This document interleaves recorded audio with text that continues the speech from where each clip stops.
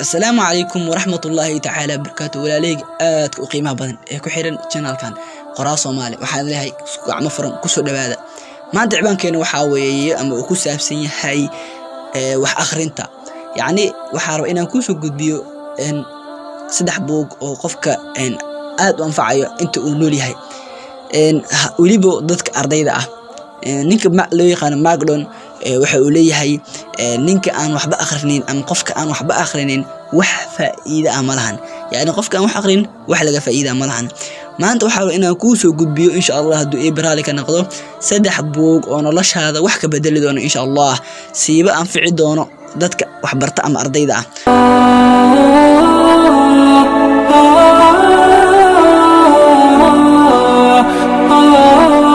buug koowaad maanta rab inaan ku soo gudbiyo waa buugga loo yaqaano Atomic Habits waxa qorniinka loo yaqaano James Clear buuggan waxa dadka uu baraya ama uu ka hadlaya dabeecadaha wanaagsan diinta islaamka waxa Soomaaliya markuu diinta islaamka waxay ka bilaabataa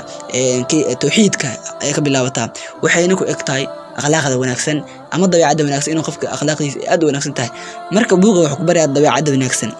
hadaliis waxa ugu caansan hadii aad rabtid inaad qof bil aadan aad bedeshid ayuu ku leeyahay waxa uu waqtiga ugu fiican ee aad qofkaas bedeli karto waa salaad subax hadii aad caado xun leedahay aad iska jari laadahay caadadaasi waxaad sameeysaa waxaad iska jari kartaa caadadaasi xiliyada subaxdii ah ama aroortii iska jar insha Allah way ka go'i doontaa wayna jarmi doontaa caadadaasi buugga labaad ee aan inaan ku soo gudbiyo waxa loo yaqaanaa The Secret to Success waxa qorniinka loo yaqaano Eric Thomas oo aad u taqaanaan waana buug dhiirigeliye ah oo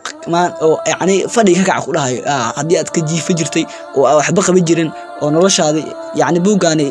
yes korbo ku qaadaya oo qorshe markaas maskaxda ku jiro inaad sameeysid ayuu insha Allah ku gelin doona waana buug aad ugu iibsi badnaa xiliyadaas ama mudooyinkaasi waxa uu ku leeyahay asina naqo kan asbedelin yani hasbedelin ayuu ku leeyahay ama oraad buu ku jirto qayb kamid ah oo waxay ku leeysaa ha isbedelin yani aha qof amaan tahay yani dad waxa laga yaabaa in qof amaan aad role model ka dhigato ama aad qadamo mas'uuliyad ama xuus ma sameeysid asaga ka diiday wuxuu ku leeyahay ha isbedelin ama ha bedelin noloshaada buugga saddexaad waxa qoray wiil Soomaali ah waa buug mar dhow soo baxay xitaa laga yaabo in la waayo PDF-diisa laba buug hadda soo sheegay asoo PDF-diisa laga buugga saddexaad in haluusin laga yaabo laakiin buugga saddexaad uu ku anfici doonaa waliba siib ardayda jaamacadaha dhameynay buug aad buu anfici doonaa buuggan ama waxa loo yaqaanaa garaasi inta aadan guursan yes maskaxda ciyaab waxa la badan ay maqasho buuggan hortaaga soo baxay okay Mubarak Hadi ayaa qoray wiilkan yar oo Soomaaliga ah buugani wuxuu ku fahansiin doona ama horaba marka kala furtaba inta guud galin laga bilaaw doona ama oo ka hadlay ciwaankiisa oo muhiimka ah yani garaasi inta aadan guursan kahor oo ah hagaha guurka iyo wehelka lamaanaha yes yani waxa la yaabaa xabado inaad meelahan ku shaqaystid kadib ay kugu boodo asiga wuxuu ugu sheegayaa wad mid tan saxda ah oo u baahan inaad guursatid iyo waqtiyada u baahan inaad guursatid ama maxaad guursanaysaa sababta aad guursanaysaa maxay tahay guur maxaa waay ayuu ku leeyahay marka guurka marka waa heshiis sharci ah oo labada qof dhaxmara ay ku heshiiyaan wiil ama wiilka ama gabadha yes marka waa midkaas marka buuggaas hadii akhrisid insha Allah waxaan rajay doonaa dhanka guurka iyo in aad kaaga filaa doonto sidoo kale inta madir askaga darsado ama fariin oo Carash Ciise Kaarshe oo hadda hor hawada nagu marshay oo dhahayo